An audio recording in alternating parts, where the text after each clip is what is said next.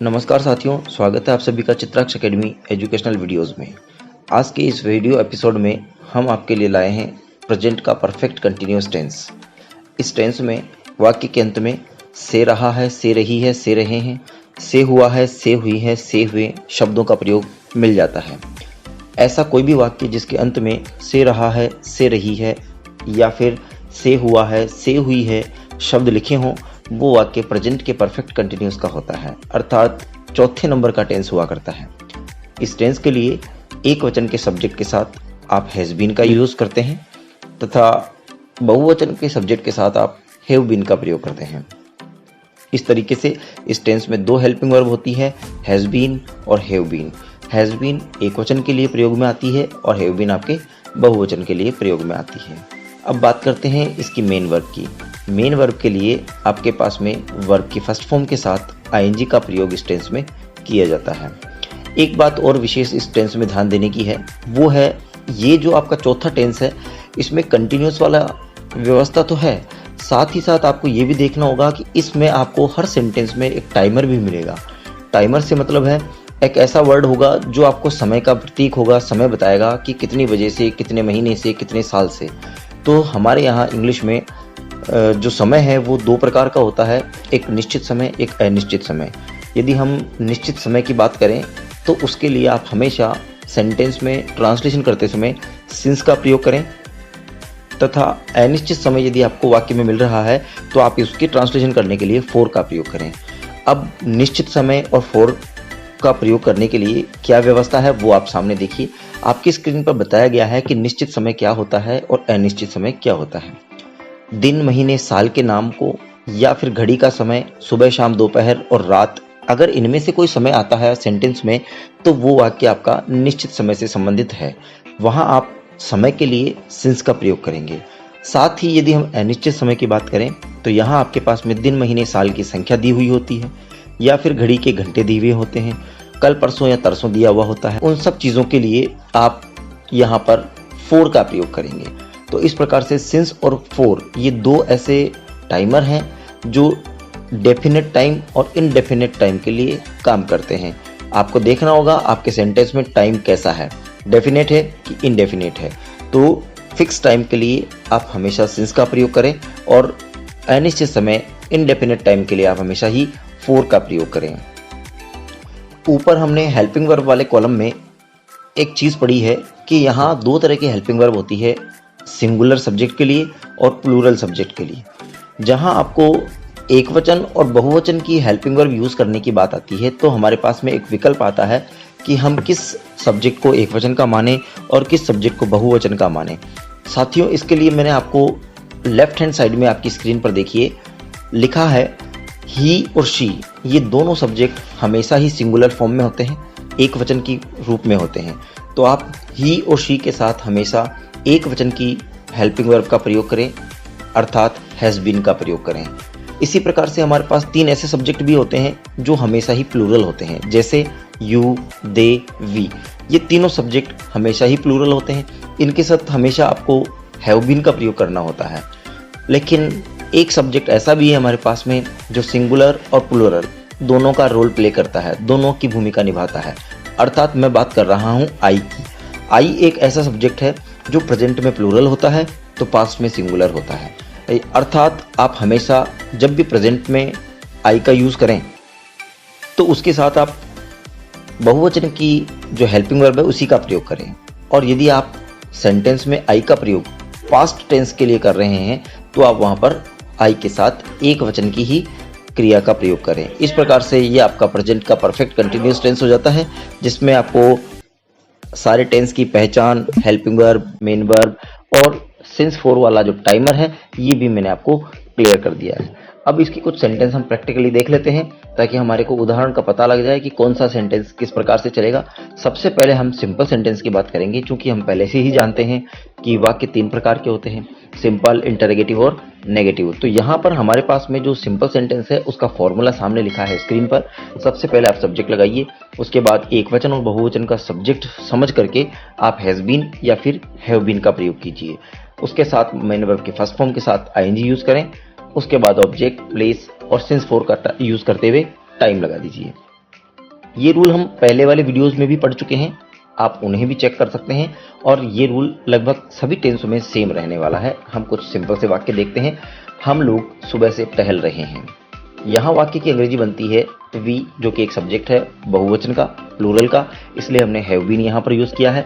Verb की first form के साथ में आईएनजी लगी है और मॉर्निंग जो कि एक डेफिनेट टाइम है, फिक्स टाइम है, इसलिए हमने यहाँ पर मॉर्निंग के साथ में सिंस का प्रयोग किया है। कविता 2 घंटे से अंग्रेजी पढ़ रही है। इस सेंटेंस में आप चेक करिए, कविता सिंगुलर है, इसीलिए हमने यहाँ पर हैज़ बीन का प्रयोग किया है। वर्ब की फर्स्ट फॉर्म और आईएनजी तो आपको पता है लगनी ही है यहाँ पर। इंग्लिश आपका ऑब्जेक्ट हो गया है और हमारे यहाँ पर जो समय आया है वो आया है 2 आवर्स, 2 घंटे, जो कि एक इनडेफिनेट टाइम है, अनिश्चित समय है, इसके लिए हमने यहाँ पर फॉर यूज़ किया है। तो इस प्रकार से इस टेंस के लिए ये सिंपल सेंटेंस होते हैं जहाँ पर इस उपरोक्त रूल को देख करके आपको नीचे वाले वाक्य बनाने हैं। आगे हम पढ़ते हैं सेकेंड टाइप ऑफ सेंटेंस में। इंग्लिश में जो दूसरी प्रकार का सेंटेंस है उसे चेक करिए। ये सेंटेंस कहलाते हैं इंटरोगेटिव सेंटेंस, अर्थात प्रश्नवाचक वाक्य। इसमें आपको करना ये होता है कि आपका जो भी टेंस है उसकी जो भी हेल्पिंग वर्ब है उसे आप बाहर निकाल दीजिए और हेल्पिंग वर्ब के बाद आप सब्जेक्ट रखिए। बस केवल इतना सा ध्यान रखना है। ऊपर वाले फॉर्मूले को यदि नीचे वाले फॉर्मूले से मिलाया जाए तो आप केवल अंतर ये देखेंगे कि हैज़ बीन और हैव बीन जो है उनका पहला टुकड़ा बाहर आ गया है। आप ये ध्यान रखिए, इंग्लिश में कभी भी जब भी कोई ऐसा टेंस आपके सामने हो जिसकी हेल्पिंग वर्ब 2 टुकड़ों की हो, 2 पार्ट में बटी हुई हो, तो उनमें से इंटरोगेटिव सेंटेंस बनाते समय उसका केवल पहला पार्ट ही बाहर निकालिए, दूसरे पार्ट को सब्जेक्ट के बाद लिखना होता है। अर्थात हमारे पास हेल्पिंग वर्ब होती है हैज़ बीन और हैव बीन। तो जब भी हम इंटरोगेटिव सेंटेंस बनाएंगे तो इंटरोगेटिव सेंटेंस बनाने के लिए केवल मात्र हेल्पिंग वर्ब का पहला जो पार्ट है अर्थात हैज और हैव, तो उन्हें हम बाहर निकाल लेंगे और बचा हुआ जो बीन है उसे हम सब्जेक्ट के बाद लिखेंगे। तो इस प्रकार से हमारा फॉर्मूला हो जाता है, सबसे पहले हैज हैव, इनके बाद में सब्जेक्ट लगाइए, सब्जेक्ट के बाद में जो भी बचा हुआ आपका बीन है उसे प्लेस कर दीजिए। इसके बाद आप आगे चलेंगे तो पूरा का पूरा फॉर्मूला वही है जो सिंपल सेंटेंस का है, अर्थात आपको वही मेन वर्ब, ऑब्जेक्ट, प्लेस और सिंस फॉर यूज करना है और बाद में टाइम लगाना है आपको। कुछ सेंटेंस हम देख लेते हैं जिससे आपको ये चीज क्लियर हो जाए। इन सभी सेंटेंसों में जो आपको मैंने बात बताई है, आपको पहले भी कह चुका हूं, आप बस विशेष यहाँ ध्यान यही रखें कि हैज हैव को आप सेंटेंस से पहले लगाने का प्रयास करें, क्योंकि हैज हैव यहाँ पर पहले रखते हैं केवल इंटरोगेटिव सेंटेंस में और नेगेटिव सेंटेंस में। चलिए देखते हैं हम वाक्य है, क्या आप 3 बजे से सो रहे हैं। वाक्य आपका क्या से शुरू हो रहा है और क्या की अंग्रेजी हमेशा ही हेल्पिंग वर्ब होती है। टेंस जहां तक चलेंगे क्या के लिए आप हेल्पिंग वर्ब का ही प्रयोग करें। हमारा सेंटेंस आ रहा है तो हमने देखा इस सेंटेंस के अंदर क्या आप 3 बजे से सो रहे हैं, यू सब्जेक्ट आपका बहुवचन का है, इसलिए हमने हेल्पिंग वर्ब का पहला टुकड़ा हैव बाहर रख दिया है और बी को हम बीन जो है उसे हमने यू के बाद प्लेस कर दिया है।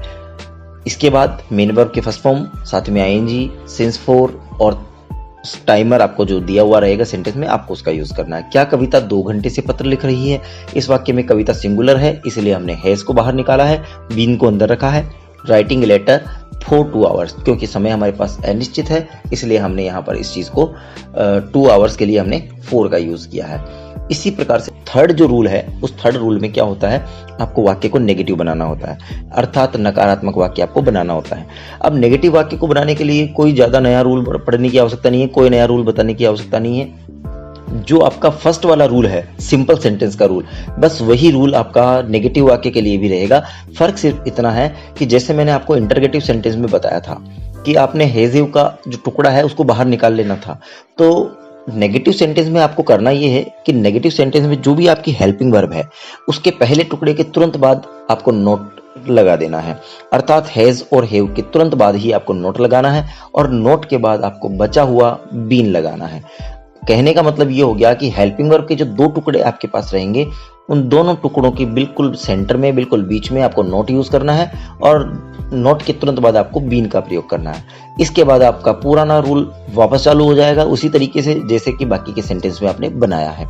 आप इसके कुछ सेंटेंस अपने प्रैक्टिकल करके देख लेते हैं, चेक करते हैं कि यहाँ पर कौन सा सेंटेंस किस तरह से बन रहा है। आप थोड़ा सा ध्यान दीजिएगा। सेंटेंस आता है बच्चे 1 घंटे से नहीं रो रहे हैं। यहाँ पर वाक्य आ रहा है नेगेटिव, नहीं शब्द आ रहा है जो कि वाक्य को नेगेटिव बनाता है।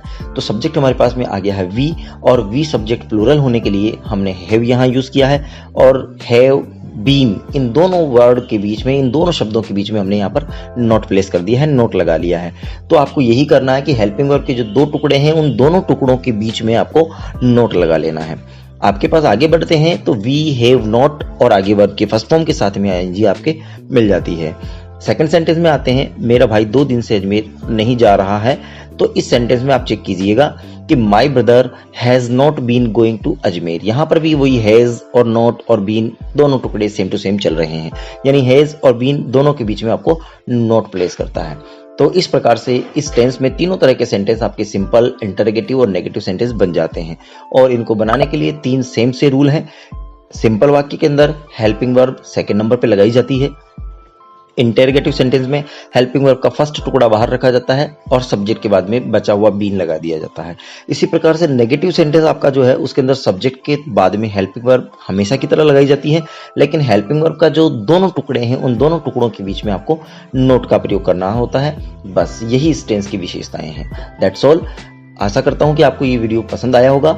निश्चित रूप से यदि आपकी कोई भी क्वेरी हो आप कृपया मुझे कमेंट करें। अगर आपको वीडियो अच्छा लगा हो तो चैनल को सब्सक्राइब कीजिए और अपने मित्रों तक इसे शेयर कीजिए, ताकि ज़्यादा से ज़्यादा लोग टेंस के इन वीडियोस का बेनिफिट उठा सके, फ़ायदा उठा सके। क्योंकि मैंने देखा है बच्चों को टेंस समझने में काफ़ी सारी प्रॉब्लम्स होती हैं। आप प्रयास कीजिए कि ये वीडियो ज़्यादा से ज़्यादा लोगों तक पहुँचे। थैंक्स।